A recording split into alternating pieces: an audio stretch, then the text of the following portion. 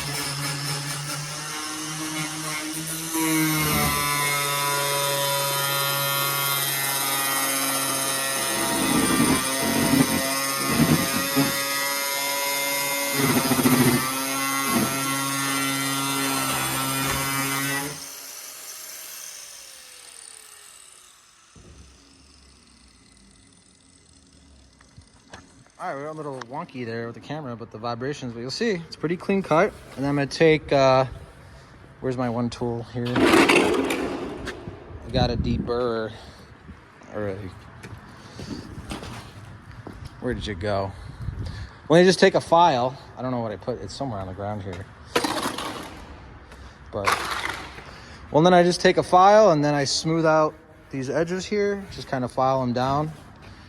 And then it gets really nice and smooth. Kind of see the results here. Already did one. And then I'm just gonna clean these out, and we're gonna start running our super juice up in here. Very easy to do. And I just got a few more to do. 2 more.